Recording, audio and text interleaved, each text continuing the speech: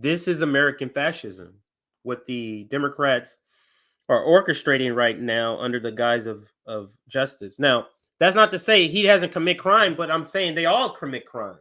They all deserve to be in prison if that's the threshold of reaching prison. I do want to play a couple of news outlets' take on it. This is all theatrics to these people. So let's see what the Lincoln Project put out about this circus that they want all of us to buy into. Donald Trump, indicted again, this time for violating the Espionage Act, one of the worst crimes imaginable. But he joins a select list of Americans also indicted for this crime. Robert Hansen, Aldrich Ames, Anna Montez, John Walker, Ronald William Pelton, all indicted for violating the Espionage Act with the prison terms that traitors and spies against America deserve. And what will Trump get? Trump should not be charged with no Espionage Act. It's absurd. What this is not also saying is that also Edwin Snowden, Julian Assange, or also the Espionage Act is being used against them. Like the Lincoln Project is like just scummy, very scummy. But let's watch it all the way through. It's only a minute long. Donald Trump, indicted again, this time for violating the Espionage Act, one of the worst crimes imaginable. But he joins a select list of Americans also indicted for this crime. Robert Hansen, Aldrich Ames, Anna Montez, John Walker, Ronald William Pelton, all indicted for violating the Espionage Act with the prison terms that traitors and spies against America deserve. And what will Trump get? The men and women running against him for president will defend him, praise him, make excuses. They'll lie about the prosecution and make up stories about the deep state to rile up the MAGA base. There's no excuse for espionage, no defense for stealing America's secrets or sharing them with anyone, ever. Trump did this to himself. He took the documents, he shared them, and conspired to cover it up. Patriots know people who commit this crime belong in prison, not the White House. Man, the Lincoln Project is truly shameless. They are truly shameless, just pigs. Let's go down to the bottom and I'll just start from here. This is look at what had to happen in order for the president to get through. So this on the top right-hand corner here, that's traffic. Working people wanting to go to work and go about their day. This is what they had to go through for this theatrics. All because the Democrats don't have a candidate that can clearly and decisively beat a clown show called Donald Trump. Our live pictures from South Florida at this hour. You can see the traffic. That's our tax dollars, right? Working hard. That's some bullshit. We played Lincoln Project. Now, this is the guy running for president. What's his name? Vivek, yeah. Republican presidential candidate Vivek just called out all other presidential candidates to sign a letter agreeing to pardon Donald Trump for what he is being arraigned on today. I simply don't get it. Why not allow the court of law to decide if he's innocent? It's a little more than a minute. Let's listen what he says, what he's called, or who he's speaking to, what he's saying. This is an announcement of a letter that my campaign has sent to every other campaign in this race, to Mike Pence, to Nikki Haley, to Larry Elder, to RFK Jr., to Marianne Williamson, to Doug Burgum, to Perry Johnson, to Chris Christie, to Ron DeSantis, the governor of the state where we are today, who by any measure is not here today in his own state. I will tell you that we have sent this letter, and I'm happy to announce this is my commitment on January 20th, 2025, if I'm elected the next U.S. president, to pardon Donald J. Trump for these offenses in this federal case.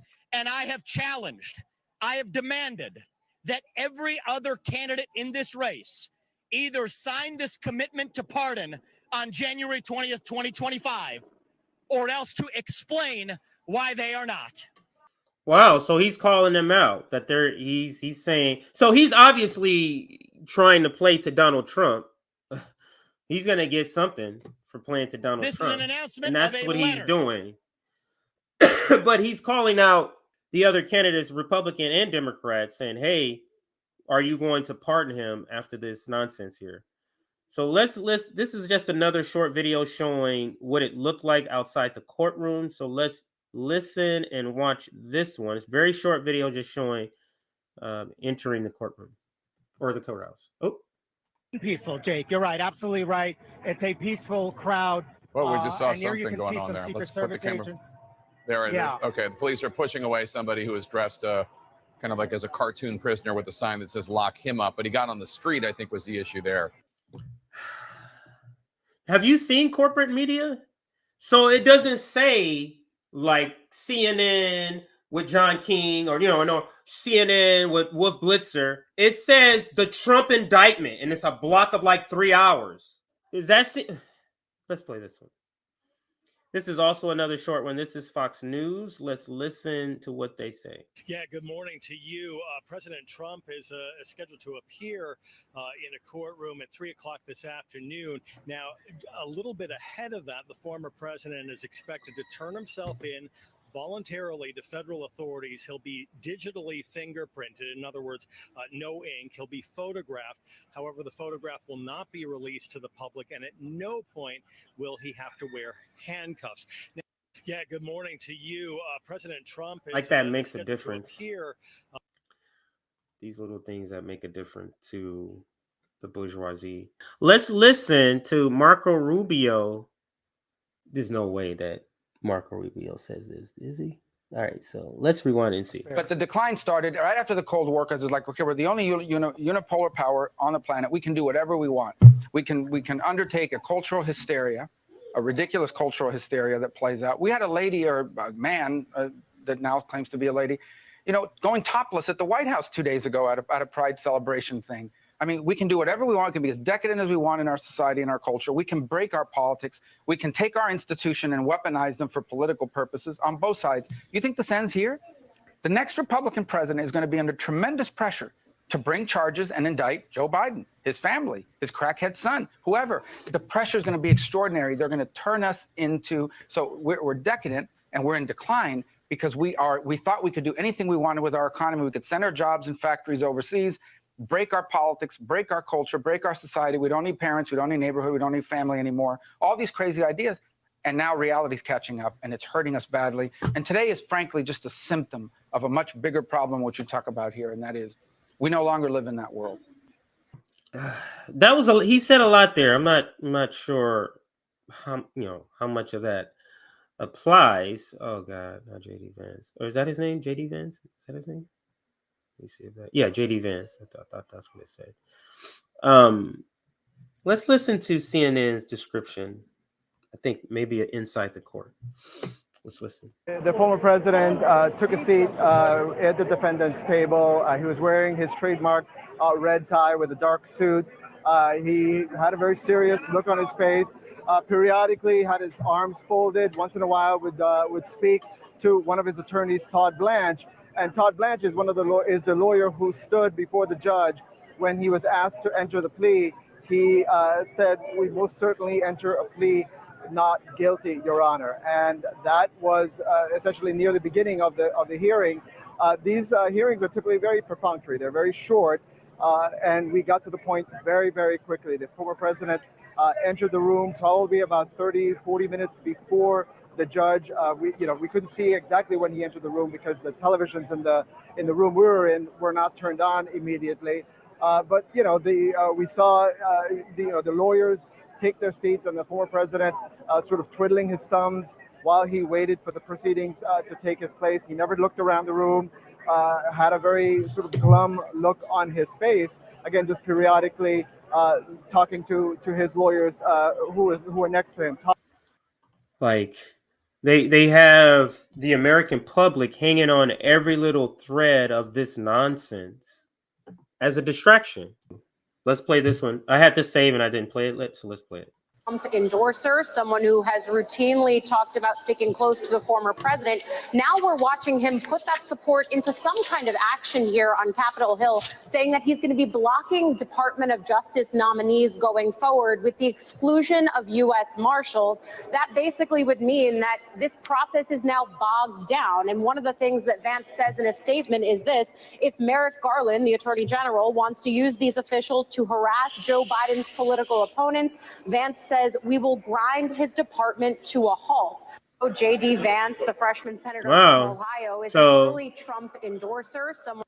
So he's going to put a halt to what he can. So that's what J.D. Vance, and I think I saw his, so maybe I should go back to J.D. Vance earlier. I had skipped him. So let's see if that's what he's announcing here. So let's go ahead and So I've announced today that I will be holding all Department of Justice nominees that Merrick Garland will use, if confirmed, not to enforce the law impartially, which is his duty, but clearly to harass his political opponents. I think that we have to grind this department to a halt until Merrick Garland promises to do his job and stop going after his political opponents.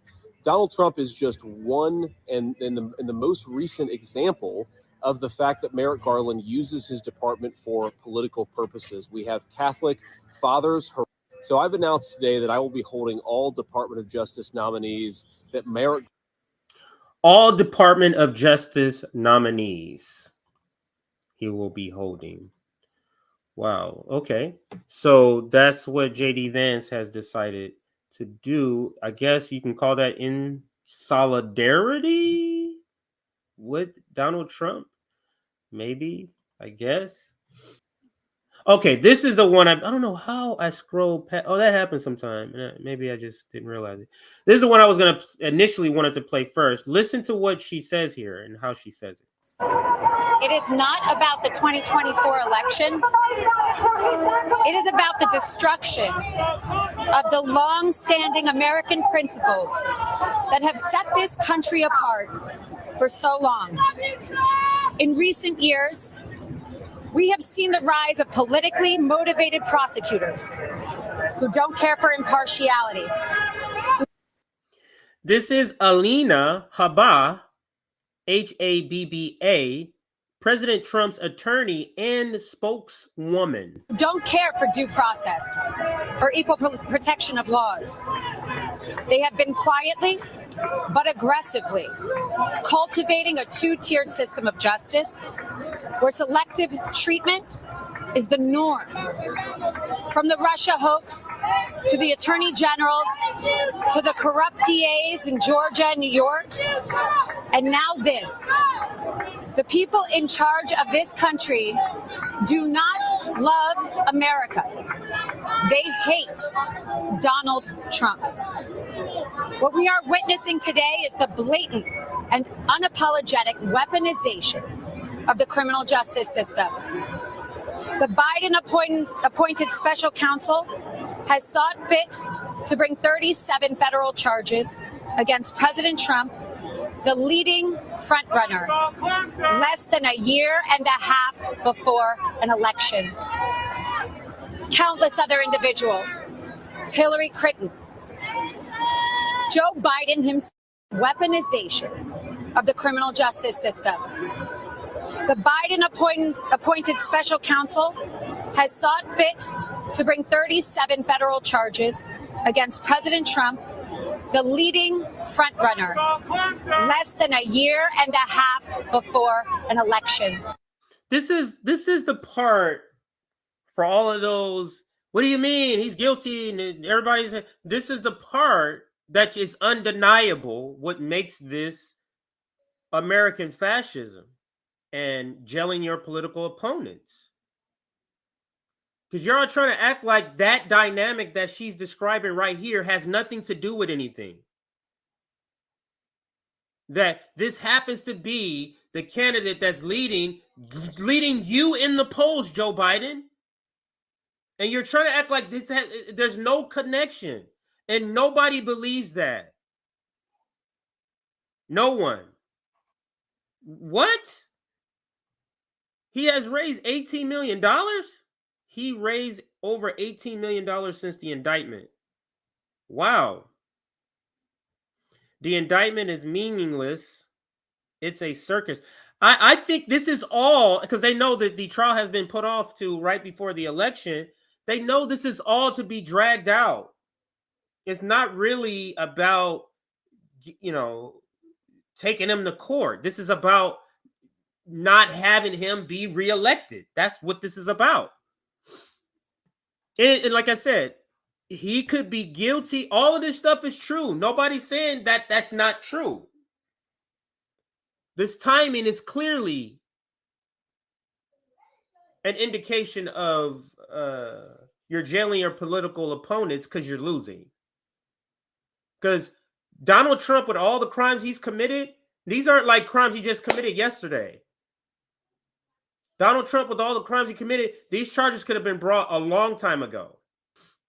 Let's let her finish out. There's another minute and a half before she finishes. And then we're going to close here. I got to get going on the road.